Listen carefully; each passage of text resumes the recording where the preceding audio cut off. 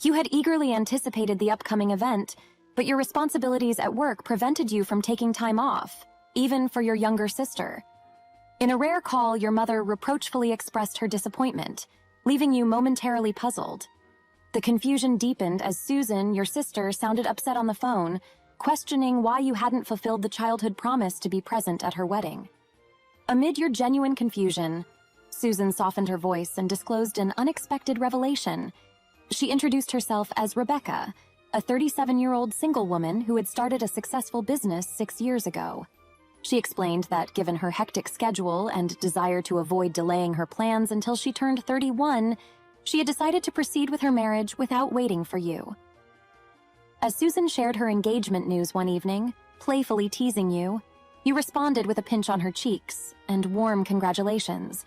She expressed the sentiment not to wait for you to marry, encouraging her to embrace the opportunity with someone willing. Despite the age gap of a decade, Susan sought reassurance of your attendance at her wedding.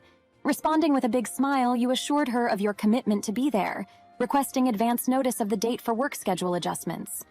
Susan happily nodded, and to celebrate her joy, you took her out for dinner. Witnessing her happiness throughout the meal strengthened your bond, and her joy became your own. However, the next day, an unexpected call from your seemingly upset mother revealed that Susan had informed you about her engagement before sharing the news with the family.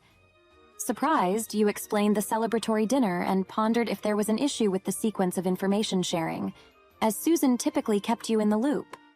Initially, she mentioned that had we celebrated at home, Susan wouldn't have needed to walk home. Slightly intoxicated, I sighed, reassuringly noting that Susan wasn't inebriated and, being an adult, could handle herself. My attempt at humor didn't resonate with my mother, who remained concerned. I apologized for not checking with Susan before sharing the news with them. Upon my apology, my mother seemed satisfied and ended the call.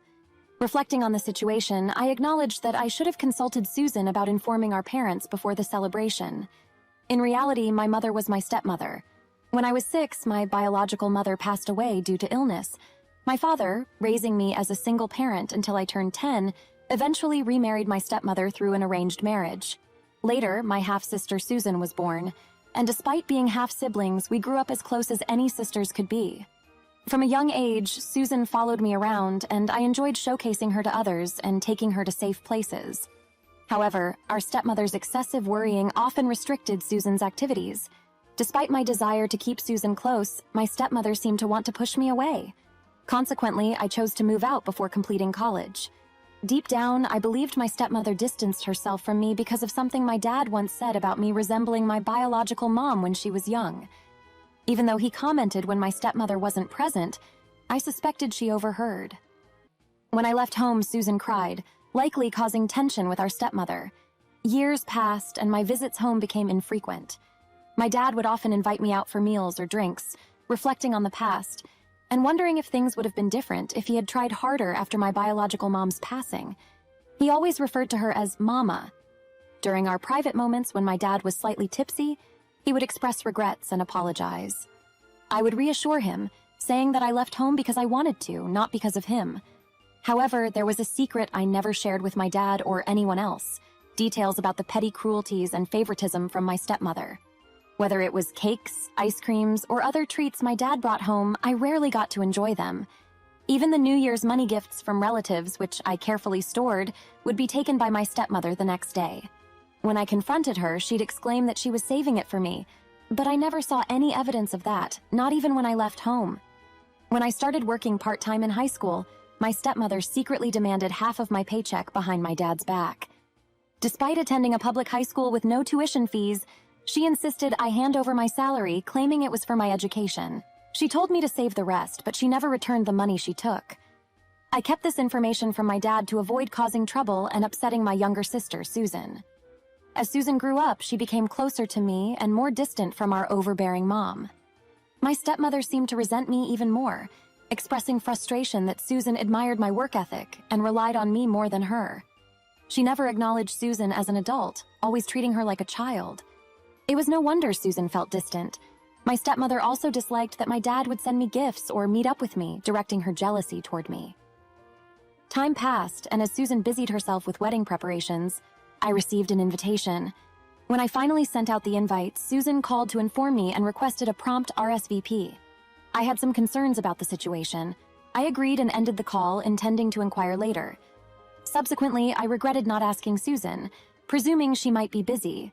Unforeseen events unfolded, and I solidified my RSVP the next day, eagerly anticipating the wedding a week away. During work a week before Susan's wedding, I noticed multiple missed calls from her.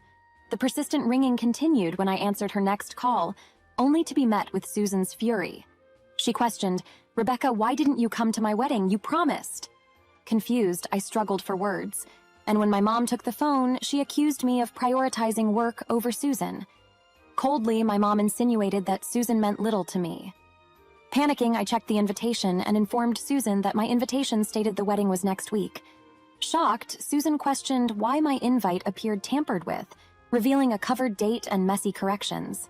In a calmer voice, Susan mentioned her mom's fury and the possibility of cutting ties with me. Hearing this, I had an epiphany and asked Susan who had seen the invitation before sending it out.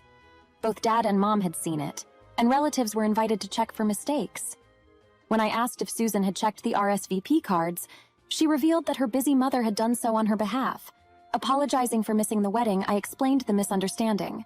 Susan, sensing something was amiss, emotionally apologized for her anger and promised to visit with a gift after her honeymoon. Just before hanging up, Susan reassured me, saying, "No matter what happens, I'll never cut ties with you, Rebecca. You'll always be my sis." Touched, I felt a mix of emotions, laughed it off, and ended the call. Susan was set to leave for her honeymoon the next day. During Susan's absence, I decided to address the situation. I attempted to contact Dad immediately, but couldn't reach him, so I patiently waited for a call back. That night, Dad finally called.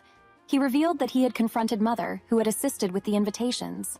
According to Dad, Mother dismissed the possibility of me skipping Susan's wedding, questioning his accusations. She even suggested cutting ties with me, asserting that I had callously skipped such a crucial family event without notice. Dad was shocked by Mother's response and actions. I expressed to Dad that if Mother wanted to sever ties, she could proceed. I shared my belief that Mother intended to paint me as indifferent by mysteriously tampering with the invitation, making it impossible for me to attend the wedding. I speculated that she hoped to suggest cutting ties to bury the issue permanently. After learning about the situation from Susan, Dad confronted Mother with the same suspicions. Mother, however, frowned and argued that Susan still considered me her sister, despite feeling betrayed. Dad, visibly displeased, retorted, expressing confusion about Mother's jealousy towards me and emphasizing that I was also his precious daughter. He questioned whether they had shared that sentiment when they got married. Feeling responsible for their argument, I decided to visit my parents' house the next day. My goal was to inform Susan, who had returned from her trip, that everything was resolved and to have a sincere conversation with Mother to clear the air. Upon confronting Mother, she initially feigned ignorance. However, as our conversation escalated, loud voices from the entrance revealed Janet's presence. Janet, Dad's older sister, whom both Mother and I were fond of, lived in another town. Upset, she questioned why the wedding wasn't happening and expressed her disappointment at finding no one at the venue. The wedding had taken place the previous week, and it turned into a rather embarrassing situation. Janet, with a sore foot causing her to limp, had come to witness her beloved niece Susan's big day. She demanded an explanation as we speculated whether Mother had tampered with Janet's invitation as well. Janet, displaying great force despite her discomfort, confronted Mother, stating, "This is your handwriting, isn't it? I recognize the way you write numbers. I've been a certified public accountant for years, so I can spot these things." Janet compared the overwritten date on the invitation to numbers in a letter from Mother, thrusting it in front of her face. The numbers were indeed distinctively written.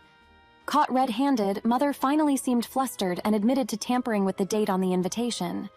When asked why she had deceived even Janet, Mother suddenly burst into tears, confessing, "I didn't mean to. Our names were so similar, and I accidentally changed the date on my sister-in-law's invitation too.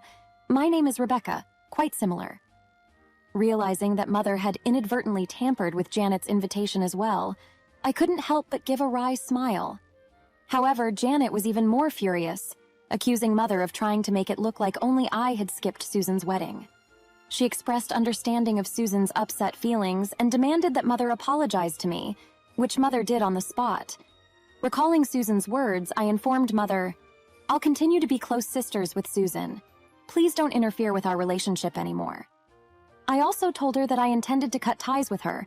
Seeing Mother continuously crying and not lifting her head, I looked at Dad, who had a complicated expression. After that, Dad decided to separate from Mother. Despite her tears and attempts to stop him, he stated that he couldn't continue living in a house where I couldn't return. Mother, realizing that her jealousy had hurt the ones she loved, cried tears of regret. Later, when Susan returned from her honeymoon, she was shocked by the turn of events but reassured me that she'd occasionally check on Mother. As for me, I got to spend quality time with my now living alone dad, and I resolved to be more devoted to him from then on.